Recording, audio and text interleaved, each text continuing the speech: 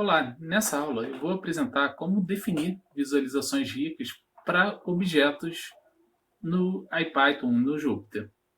Então, até agora a gente já mostrou que o Jupyter exibe exibições ricas e visualizações ricas. Quando foi apresentado o Matplotlib, o Seaborn, tudo isso exibia gráfico que era apresentado diretamente no Jupyter. Mas e se você quiser ter uma visualização no próprio objeto, numa classe que você criou?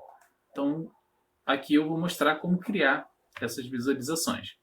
E o objetivo desse notebook vai ser criar uma visualização rica para cada linha dos arquivos dos nossos datasets. Então, ter uma visualização rica para o arquivo de artista, para cada linha do arquivo de artista, e ter uma visualização rica para cada linha do arquivo de música. E essa visualização rica vai ser o tocador que a gente definiu anteriormente. Então, para isso, a gente vai carregar a nossa extensão IPython que exibe o tocador. Então, a gente começa carregando o LoadX Spotify e também carrega os datasets de música e de artista. E dá para ver aqui que a nossa mágica de linha funciona nesse notebook. Então, a nossa mágica de linha track está recebendo aqui o Song ID da primeira linha do dataset de música. Então, agora a gente vai definir uma visualização rica para um artista. E um artista é representado por uma linha do dataset. Então, aqui a gente está criando uma classe artista, que ela recebe a linha do dataset na inicialização, e ela define 3 métodos de visualização. O primeiro método é a visualização padrão em Python. Então, se você quiser dar um print nesse artista, ele vai exibir o nome do artista. A segunda visualização é a visualização em HTML. Então aqui, chamando a nossa mágica de linha artista com o ID do artista e retornando o HTML dela, a gente consegue visualizar o tocador.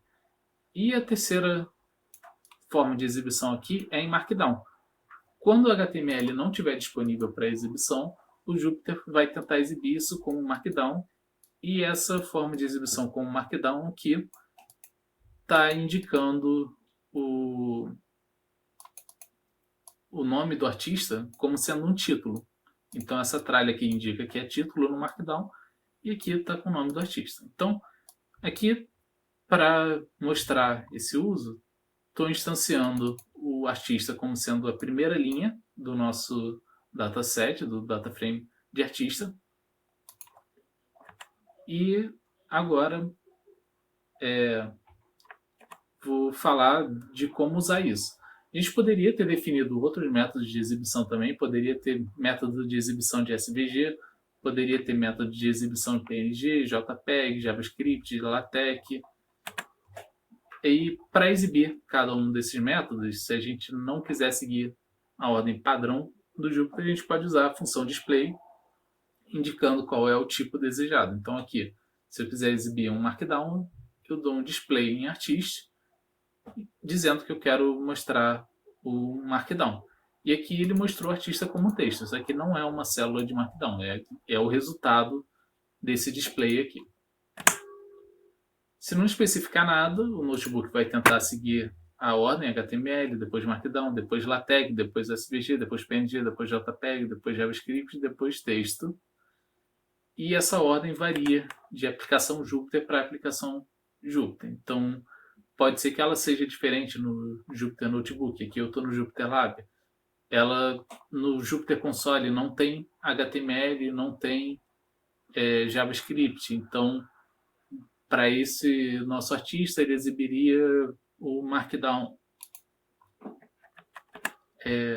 Se a gente simplesmente botar display artist, vai exibir o tocador do nosso artista. Existe uma alternativa para definir esses métodos de visualização, que é, ao invés de definir um método wrapper underline tipo para cada tipo, a gente define um único método underline wrapper underline mime bundle que retorna todas as exibições suportadas. Então, para música, a gente vai usar essa alternativa. Então, aqui para música, eu estou criando a classe track, que recebe também uma linha do dataset de música. E aqui ele define um único método de exibição, que é esse wrapper mime bundle, que retorna todos os formatos suportados. Então, esses formatos são Markdown, que exibe o nome do artista, traço o nome da música em itálico, então com esse asterisco aqui. O HTML, que é o resultado em HTML da nossa mágica de linha de música. Tem esse formato aqui especial que eu vou comentar depois, que exibe que retorna um JSON dessa linha. E tem o texto que retorna em formato de texto. Então aqui estou instanciando a primeira linha do dataset de música como sendo essa instância aqui de track e mostrando as várias exibições que isso suporta. Então, como Markdown, está mostrando aqui o nome da música como itálico, o nome do artista aqui. Como o texto está mostrando só o nome da música.